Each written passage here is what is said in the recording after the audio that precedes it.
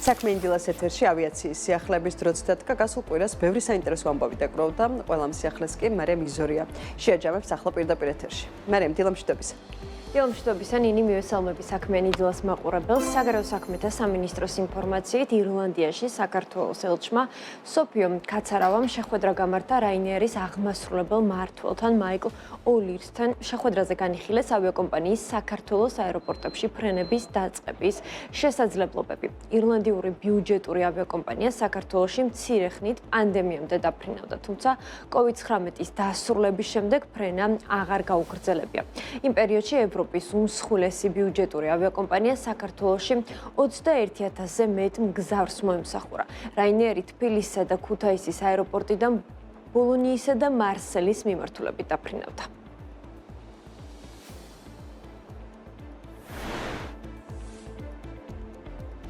დაბალბიუჯეტური თურქული ავიაკომპანია პეგასუსი ჩეხურ SmartWings 154 მილიონ ევროთ შეისყიდის. როგორც ჩანს, პეგასუსი აღმოსავლეთ და ცენტრალური ევროპის მიმართულებით ოპერაციების გაზრდას გეგმავს. მას საკუთარი ფლოტისა და სამგზავრო შესაძლებლობების გაზრდის ამბიცია ამოძრავებს. შეთანხმების მიხედვით, ჩეხური კომპანიის მთლიანი საჰაერო ფლოტი, რომელიც ჩეხეთში, პოლონეთში, სლოვაკეთსა და უნგრეთში ოპერირებს, პეგასუსის მფლობელობაში გადავა. შესყიდვა ევროპული სამოქალაქო ავიაციისთვის კრიტიკულ მომენტში ხდება. SmartWings-ი, რომელიც თავის მხრივ ჩეხეთის ავიახაზებს ფლობს, დიდი ხნის განმავლობაში იმგვარ ინვესტორს ეძებდა, რომელიც მის გრძელვადიან მომავალს უზრუნველყოფდა. შეთანხმების ზალაში შესვლას ჯერ სარეგულაციო ორგანოების მხრიდან დასტური ესაჭიროება. საუბარია როგორც ევროკავშირზე, ისე ჩეხეთისა და თურქეთის შესაბამის ეროვნულ უწყებებზე.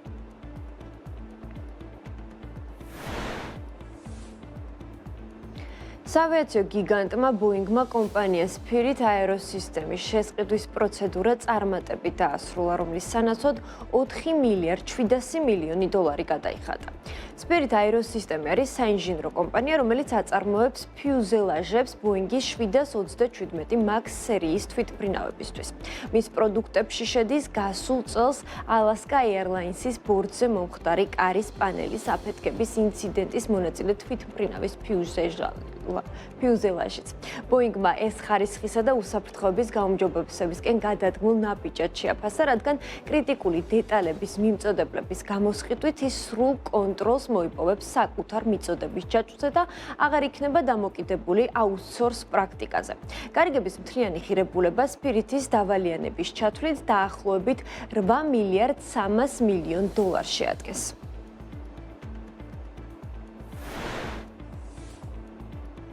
ილონ მასკის კომპანია SpaceX-მა ამერიკის შეერთებული შტატების საჰაერო თავდაცვის ძალებისგან ახალი სამშენებლო ლიცენზია მოიპოვა. არსებული ინფორმაციით საუბარია კეიფ-კანავალის ტერიტორიაზე 2 ახალი გამშვები პუნქტის აგებაზე, რომლებიც კომპანიის ზემძლავრი რაკეტების თარშიფებისთვის გამოიყენება.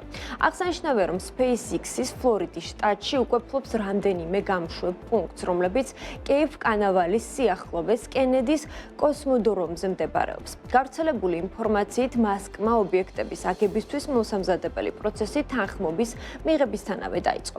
SpaceX-ში არ აკონკრეტებენ თუ რა დრო დასჭირდება ახალი გამშვები პუნქტების აგებას, თუმცა მოელიან, რომ როცა ორივე მათგანი ექსპლუატაციაში ჩაეშვება, კეიფ-კანავალიდან ყოველწლიურად 76 რაკეტის გაშვება და 152 დაშვების განხორციელება იქნება შესაძლებელი. ჯამურად ყველა ასაფრენი პუნქტი მასკის კომპანიას ყოველწლიურად 120 მისიის განხორციელების საშუალებას მისცემს.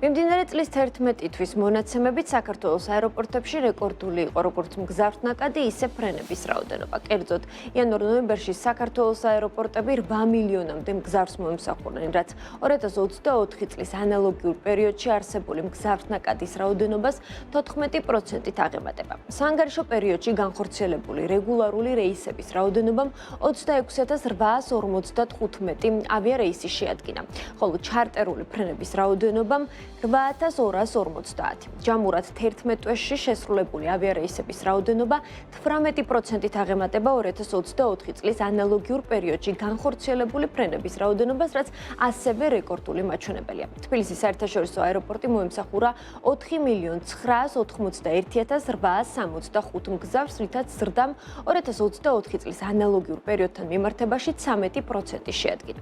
ქუთაისის საერთაშორისო აეროპორტმა მიიღო 1,692,513 მგზავრი, რაც 7%-ით აღემატება გასული წლის ანალოგიურ პერიოდში გადაყვანილი მგზავრების რაოდენობას. ყველაზე მაღალი ზრდა ბათუმის საერთაშორისო აეროპორტში დაფიქსირდა, კერძოდ 11 თვეში აეროპორტი მოემსახურა 1,165,767 მგზავრს, რაც 30%-ით მეტია შარშან გადაყვანილი მგზავრების რაოდენობაზე. და ბოლოს 2025 წლის იანვარ-ნოემბერში გადაყვანილი მგზავრების რაოდენობის მიხედვით საქართველოს ავიაციო ბაზარზე კვლავ ვიზიარი ლიდერობს. ეკონომიკის სამინისტროს თანახმად ავიაკომპანია ბაზრის 17%-იან წილს ფლობს და 11 თვეში 1,309,716 მგზავრი ყავს გადაყვანილი.